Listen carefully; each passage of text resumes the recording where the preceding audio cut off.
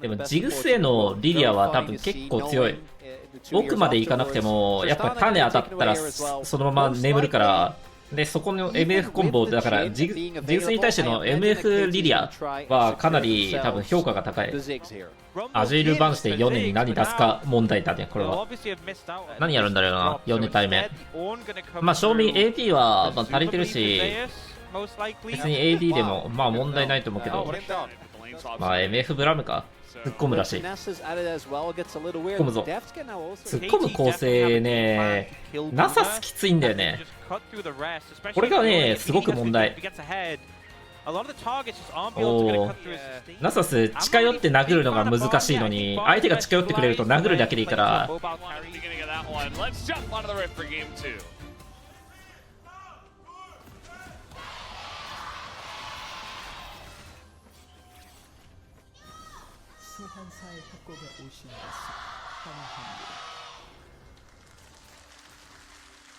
You can really feel, I don't want to call it desperation, but the raw emotion, the desperation of both teams wanting to make it to World so badly. ナサス対ヨネ、俺なりにヨネが勝ちそうな気がするけど、どうなんだ。DK were able to get in ahead of T1. いや俺の中でマジでナサスっていうチャンピオンそんなに評価高くない。かなり嘘くさいこのナサス。And only one of Faker or Deft can get the most world's attendance award at 9. Both of them on 8 currently. いやヨネとかやそうまあ嫌だろうけど、言うてたんだよなやっぱり。KT is looking to invade here. スワップだ。And set up their top side, although Barrel is down on the bottom side of the map. レフト TP か。TP 大丈夫？ Yeah, I guess maybe concerned about playing into the double ranged as ranged melee. Oh, おお、70。Force the smite. Force the smite, yeah. And now Barrel's just 1v1ing a Ziggs with Ignite. And I mean, Guma, Ziggs, level 1 is not very strong. And here comes Barrel again. That's another jump forward. そこで終わりだな。Wave coming in, Barrel is going to back away. Yeah, I guess use the W cooldown twice on Guma, so chunks him out, but not really able to do much else. Interesting adaptation though. You know, we see the lane swap. We just get the Barrel solo lane now. うまくてもいける？そうだよね。よし、もう大丈夫。I think it's just more about the XP. Yeah, the teleport's going to come in. Still, I think Def now being towards the bot side of the map also due to... Oh! Wow. Nice reaction from Guma. Barrel sprinting straight at him. At the end of the day, though, good reaction, but Barrel is able to trade flashes with the Ziggs, which is always going to feel very nice when he's got Hex Flash. And this has worked out for KT. They avoid Guma and Keria having a level 2 advantage, which they would typically get in range versus range melee. But they also return to the lanes quickly because they don't want to keep the Rumble away from the Ornn. I actually think this has worked out quite well for them overall. Only one that did have to pay the price is Pyosik, right? Because Keria staying around in that jungle delayed Pyosik very, very heavily, so he didn't actually end up getting the red buff. Only got free, so missed I think 1 or 2 of the small raptors, and now it's getting invaded. So Owner is going to be really far ahead of the Skarner very early on, as he's even going to be able to take the Krugs here with this lane getting shoved in. It doesn't look like KT is aware of this. Faker is really struggling in mid though. Looks like he is going to have to take the first back, so maybe there's an opportunity there, as now they do know. But can they go for an invade here? Doesn't look like it. BDD also backing now, so before he's back to lane, not really going to be a window, and Guma and Keria still have bot lane prio. Yeah, I don't think it's going to work out too badly for Pyosik because he's able to pick up the Scuttle Crab. I do wonder though if he's going to try and re-invade. なんでバイはファームしても HP 高く保ってるの？ And you actually see Owner pinging towards the top side. バイ HP 減らないよ。ジャングル回ってても。回り方勉強しよう。すごいガンクだ。お、いいけど、あ、避けた。避けたけど死ぬくねこれ。助けが来た。でもいい上がんないはず。あと5秒ぐらいある。あ、ナイスセーフ。おお、ナイストライ。お、死ぬの。わお。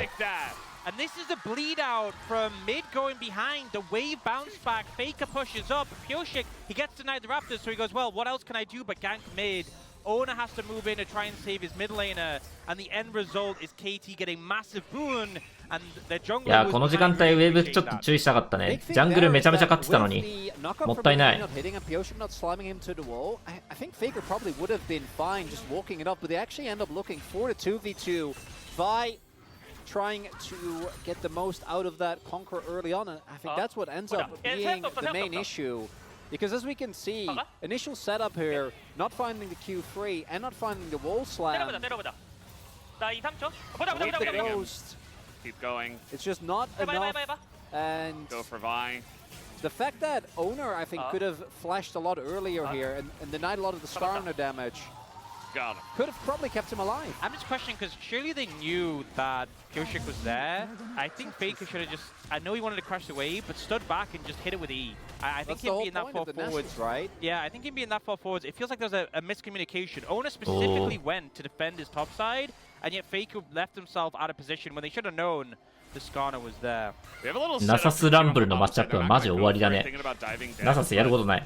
They don't know exactly where Barrel is. Also, want to note the interesting lane swap that we have here. Not the, bot lane and the top lane actually, but it's just Rumble in mid. They've matched the Rumble into the Nasus, which is a very difficult lane for the Nasus. And they've thrown BDD up to the top side, who already has a kill. Not going to have a lot of kill pressure onto the Ornn, but maybe with that first kill. And really just to set up this Rumble matchup makes things very difficult, even more difficult for Faker. Faker also, because he was playing into Yone, actually going for 3 points in Q, not in E, so he doesn't have as much wave pressure you normally do. And we have cloth armor for Faker and mantle for Zeus, so that means that both BDD and Perfect are playing into an opponent that's itemized for the opposite damage source. And KT looking completely revitalized here early on in the second game. Yeah, this is a horrible scenario for the Nasus into the Rumble. The Wither obviously doing nothing as well. So 一番スワップを連打されないボットレーンに逃げたナサスが。これでトップとミッド変えるとまた走ってくるから。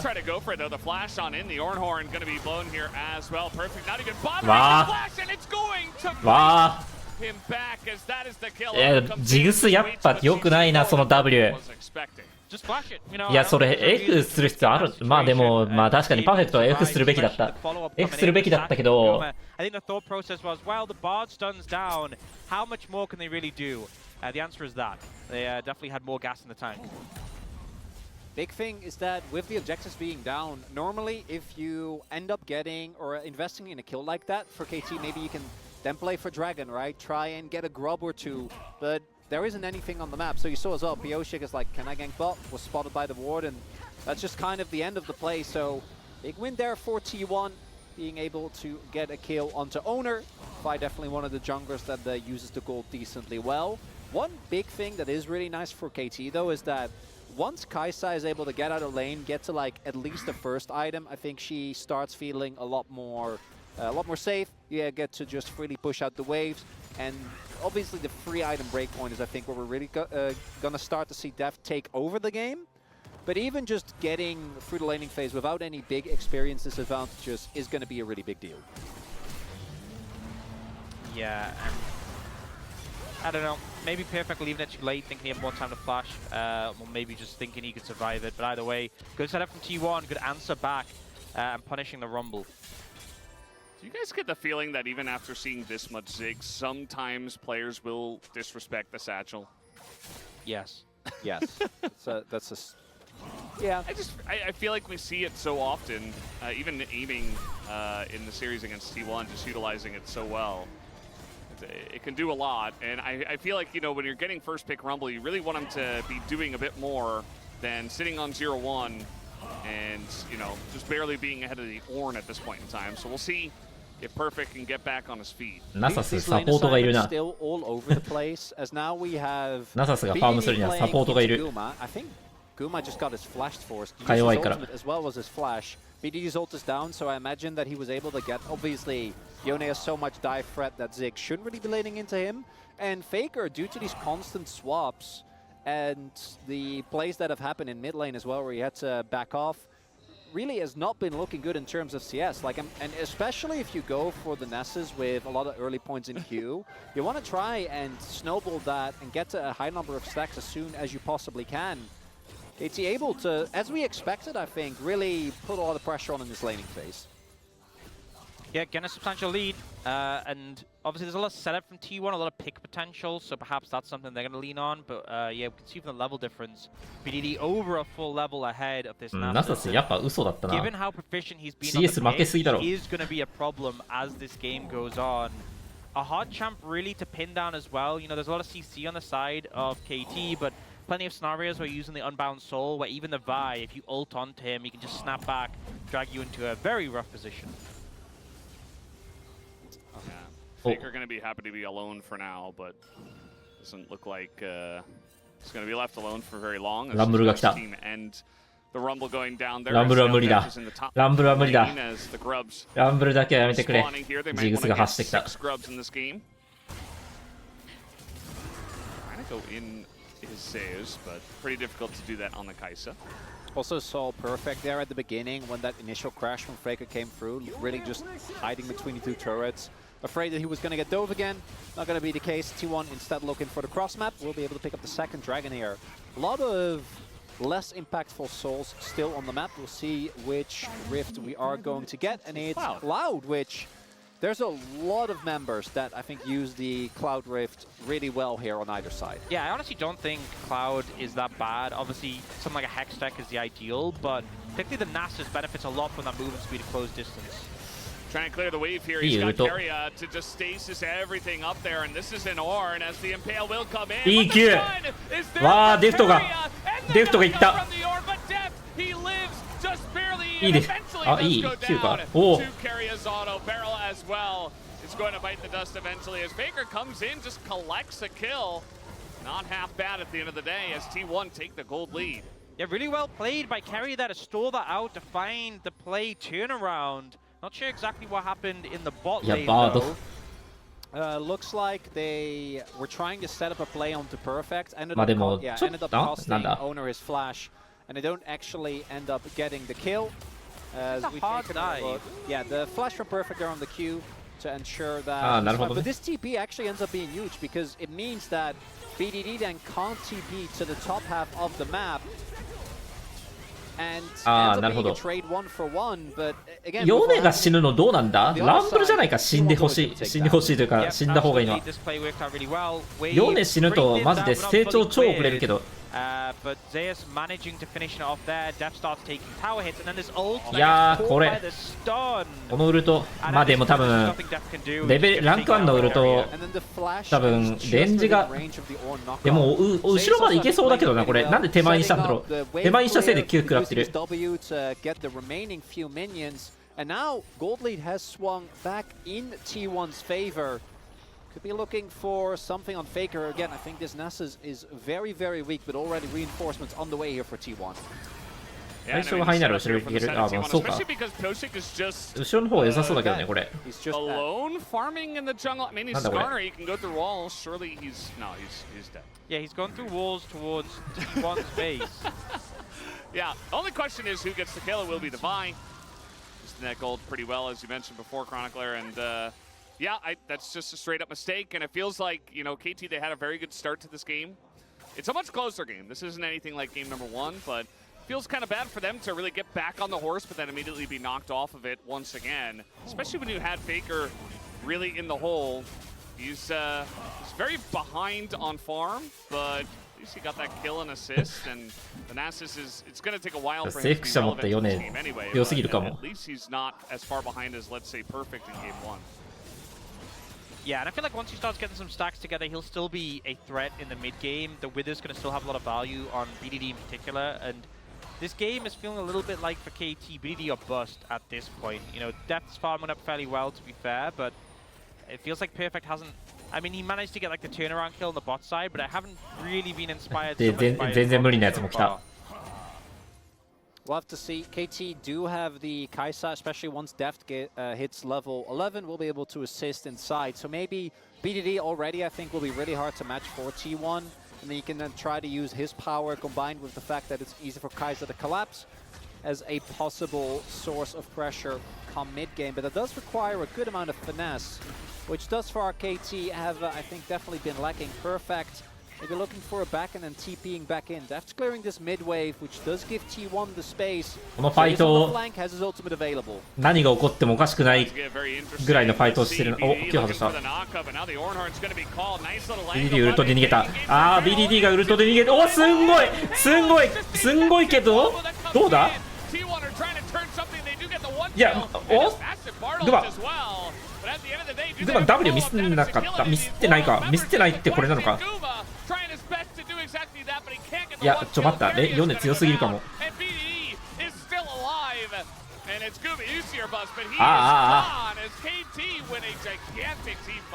That's the Wombo combo dream right there as Barrel sets it up, knocks it down. And that rumble pick toasting the entirety of T1. Holds them still. 完全に焼かれた。 And KT get the ace, was still a bit scrappy. I think a big thing was the fact that BDD and Depth couldn't immediately follow up on the target. But the job gets done. A big swing and いや、3人焼かれるの良くないな今の。 We'll see coming in. So initially Keria kind of baiting out skills here. And this is the big factor. BDD's Unbound Soul used, and Depth also gets knocked up. So the follow-up isn't there immediately. But just holds them over the fire here. And it does get a little bit messy, you know, Depth gets focused down, Beryl ends up killing Faker and then also chasing down Keria, which is just the most Beryl thing ever, but he deserves those kills after that ult, I'm gonna be honest. Perfect also barely living there with the shield, and BDD, if he goes unchecked in these longer fights and just can get spell rotation after spell rotation off, Yone is gonna add so much damage to your composition, and now look at the kills as well. A lot of those go in to BDD. Again, まあつっても、まあ当たってたらとかいう感じじゃない。ちょっと開幕の ID が悪すぎるこれ。But BDD in particular being this far ahead is a big deal, and now possible soul point fight on the table here. Yeah, I mean, T1 are gonna start this one up, and they're, you know, still in a pretty decent spot to try to start it, but the issue is that KT, the massive gold influx that they got from that last fight is pretty huge, and you know, BDD's teleport I think at this point in time is going to be much more impactful than Faker's teleport, so a good lane here for BDD, but also a better guy who will be joining the fight if one does break out around this Cloud Drake. Faker also can't cancel BDD's TP, but BDD can cancel Faker's, right? So if BDD decides to teleport in, there isn't really a whole lot that Faker can do besides try to damage him as much as possible, as Beryl does not care about your measly turret. They will just slam this down, trade that for the bot side outer. This is again just continued setup. BDD does now finish his Noon Quiver, and it looks like both teams not wanting to risk it just yet. I think it's so dangerous being inside the Dragon Pit against both of these teams. If you get trapped in there by the front line of T1 and Ziggs is free firing, it's a big concern. And on the other side, the flank threats, the dive potential from KT is there. So T1 kind of backed off, moved away from it. And now KT, they've gone for their resets a little bit late to the punch here, and they could just end up giving over Soul Point if they don't move quickly. It's already half HP. It is a Skarner get over walls though. They're gonna get the ult from Keria in there, and yeah, the Skarner goes in, and it goes over to Pyosik, and they do have this magical journey. Beryl trying to follow, but he just says, no, it's not worth it. We got the Drake. We don't need the kill. We're already ahead, and we will deny the Cloud Soul Point from T1. ナサスいねえとおっせ。 And the thing is, they weren't even aware. You can see the ult from Keria used on a Barrel. Not really a major concern. Pyosik just slides in and manages to get the steal away. A little bit of an early smite from Owner there.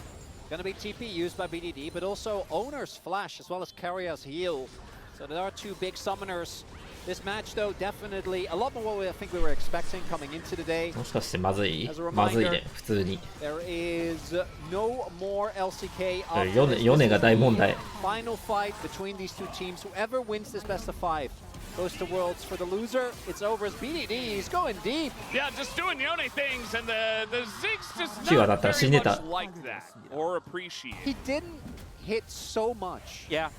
He just got in range, and that's enough. And he just auto attacks him. Yeah. That's enough. That's enough. Yeah, a little bit concerning for Guma here. And he has gone the burst heavy build without the Seraphs. So less safety. And BDD Faker. Looking out for Faker. No ult though. Yeah, not gonna force it. Not the easiest target to cut through, even for BDD with the heavy armor itemization and the Wither. So not opting to overcommit onto that one. But yeah, lead now for KT. They've mitigated the looming threat of the dragons, and Baron coming up soon. We can see already the vision's been being set up by Keria to get some control of the area. But I think we'll see KT probably looking to set traps there. I think particularly onto Keria, you could easily find a window to pick him if he oversteps. Just saying, I have to go in. 95. Oh. There, and obviously a lot of damage coming in. The equalizer being dropped. Don't go too far. Oh, 다행이다. Oh, thank God. Okay, okay. We stole it. Great job. Okay, it's back. He's also so tanky. Like, you saw the Vial and the Ziggs ult thrown on him, and it's like, did he even lose health? Yeah, this Skarner gonna be problematic to cut through. And that's one of the concerns with this composition for T1. The only damage really is Ziggs. He has not gone a build that cuts through bulkier targets. He has gone the squishy killer build. So Pioshik's not going to get really DPS down by Guma. The only really major damage threats are, well, Faker doesn't have that many stacks. Owner's a Vi who struggles getting in melee range off the Skarner. I think Pioshik's just going to end up being immortal this game. Yeah, the real issue is that Owner, I imagine, is going to go Cleaver next, and between W and Cleaver, like, eventually it'll kill Pioshik. But realistically, if Owner is hitting Pioshik in a fight, something's wrong. Something is not going well, right? That shouldn't be a thing, as they are playing towards a possible catch on perfect here. Not going to find it. BDD now, second item finished. Same for Deft, and it's that third item that I think is really going to change how a lot of these fights also play out in the neutral, because right now, Owner is not going to be the type of jungler that can just easily keep tanking these Ws. Obviously, both Zeus and Keria, once he finishes Warmux, will be fine. But still hitting enough of those onto people like Guma or Owner in the long run is going to be ナサス、このビルドだと本当にスタックがいる。Like one or two Ws alone could be enough as お、うまっ。やった。やった。すべてが。終わった。もうこんなのでファイト勝てるわけありませんよ。Comes down, it's a perfect angle from perfect, and T1 are burnt to a crisp as KT will win the fight and will take the Baron. The anti-synergy on display. Keria goes for the flashy play and then blocks his entire team's damage and hands the Baron straight over to KT. What a misplay, what an unforced error from T1. You gotta imagine if T1 is able to go up 2-0 here, get a win after a basically completely demolishing KT in game number 1. It's going to feel very different. The insanity that the flash redirect on the Q. これはすごい良かったけどね。And then even the order dodges everything. I'm not gonna lie, if he bought a Seeker's Arm Guard and used it there, I would be saying that's one of the highest value Seeker's Arm Guards. If it would be his own team's Bard, I would have said that was one of the best battles we've seen. Maybe ever. Yeah, the miscommunication between T1 really biting them. And now with the Baron in hand, KT can keep applying pressure. It's telling as well that Perfect didn't actually get the Toaster oven ready this time around, right? And still, they now have enough damage just between BD and Def that DP 待つためにウルト入れたのかもしれないけど、でもウルトは入れるべきじゃなかったな。R 入れるとヨネだと R 連打で抜けれちゃうからな。おー、いいタブル。Yeah. I mean, with the Baron just trying to really escalate your gold lead, and now trying to flash on a guy who's invisible, and has to go in. Bit of damage, the Ziggs ult over the top, and it 怖いですね。GG です。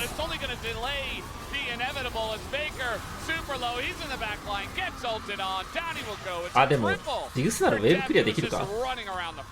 KT were just warming up in game one. We saw in this series against BNK Fearx yesterday that game one was a slow one, not the best performance, but they have ramped up and they are here to contest for that world spot.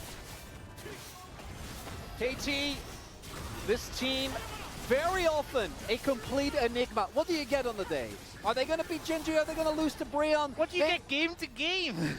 It is the full spectrum of gameplay as Death, great E there, so gets the stealth, means that there isn't an opportunity for Owner. And yeah, eventually they get the turn on the perfect, but...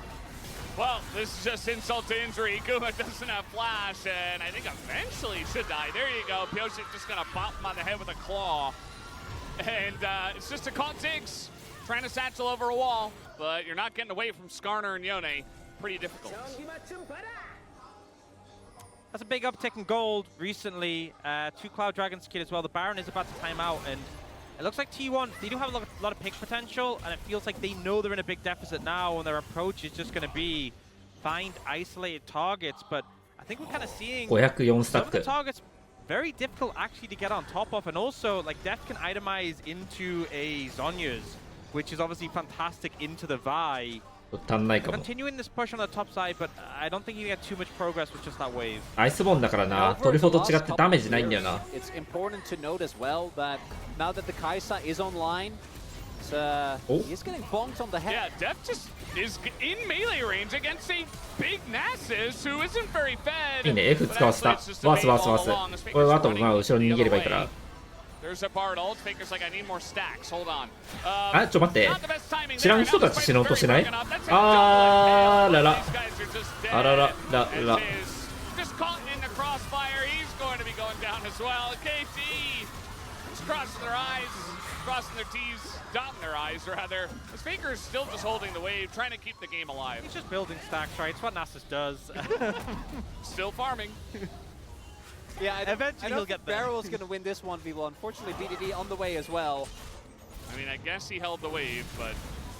Yeah, BDD even QSS is the winner. W QSS された。He just need to hit a Q at some point. Dodge everything! Nah, he's trying his best. I mean, the Nasus can be pretty funky like this. The ult will be committed to as BDD has had enough.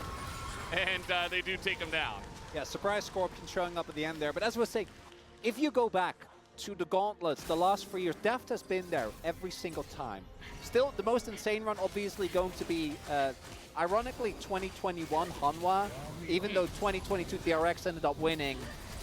The man has made it every single time, and I'm seeing this as I say that, I'm like, ooh, not too sure. It was just a bait, it was just a bait. He landed the barrel. He baited me. As there we see the... He baited himself. なんでこの2人前出たんだ。 But Deft with this supercharger still able to just run out, and then here again we get the combo. I feel like Rumble, we should just leave. I think we are learning every time we see it that just accept バードのウルトがデストに当たったからワンチャンあると思って言ったのかな。 I will say, you know, the Skarner's been a pretty recent addition in the LCK, and Pioshik has just felt so at home in this pick. The amount of massive impales. Yeah, trying to maximize that magic damage for his team, a lot of value there, but he has just been on form this game, especially considering he was the one who suffered the most in the early shenanigans.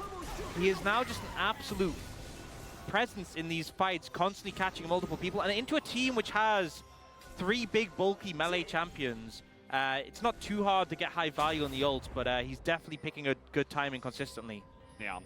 A lot of the early to mid game was a huge focus on BDD getting very far ahead, Faker being extremely far behind, and it's really only gone further beyond that, right? As BDD once again doing insane damage on the Yone as he did yesterday.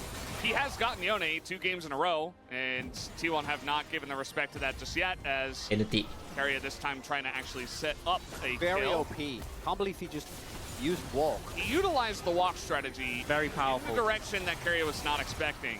But yeah, I mean, BDD is just kind of running away with this game. The issue now is that まあアイテム強化してるから、まあすっげえ不利かって言われると、まあそこまでじゃないじゃない。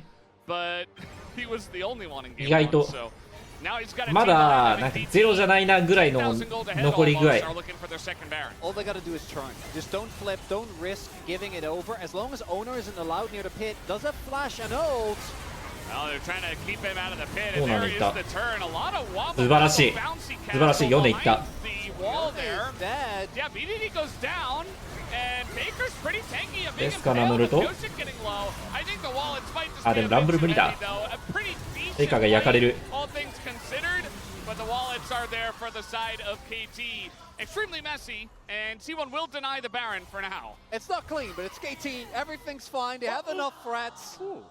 That almost gets the kill there. Going to be setting up for Soul Point here. And again, I think a bit of a messy fight's not the end of the world. As long as you don't give over the Baron and the bounty and allow T1 to really stay in the game for another 5 minutes, that's not going to be the case.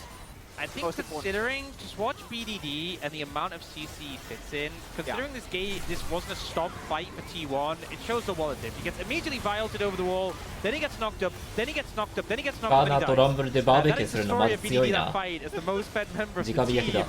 And still, the fight isn't a like immediate win for T1, and it just goes to show like how far behind T1 are, and also the lack of damage really for this comp. Guma's going towards Rabadon's third, so nowhere near pen items. And look at the items on the other side. So the Skarner's super fed has an Abyssal. Perfect's going to have Jack Show. You know, we have the Zhonya's from Death, which isn't given MR, but obviously lets you dodge damage. Even just like the QSS Magic Resist on BDD, the Locket from Barrel, they are really going to struggle to cut through these targets. So even if KT does mis-execute, I just think they don't have the damage on T1 to really punish. You need Guma to get a Void Staff, right? I think that's something that is going to be somewhat of a difference maker. I just don't know if we're going to get to that point in the game. There's also the fact that KT have 3 Cloud Drakes. Not always what you'll see, but just the fact that they're slowly stacking up Cloud Drakes and they might even get Cloud Soul, it's just more damage avoidance from them. You think of a BDD stepping out up the... Okay, the Zhonya's going to have some big value there as BDD finds Guma, and you see the Ornn is desperate to try to save him. But he will go down anyway, and BDD will survive. The walls are just gigantic right now on the side of KT. They take down the 2 carries, and that might just do it. KT Rolster looking for their first win in the series. Desperate to just try to stop the wave from going down, but the TP will come in. And it's only Keria as Steph 1 kill away from Legendary, I believe, here, as they will look to push to end and win Game 2. And this best of 5 after Game 1 looked a little dicey, but KT bounced back in a big way. And the telecom war continues with its final as the Nexus falls here in game number 2. The Nexus will fall, and we do in fact have a series on our hands. Anyone can take it from here. ランブルから一生逃げ続けてローテがぐちゃるのマジ良くないあれ。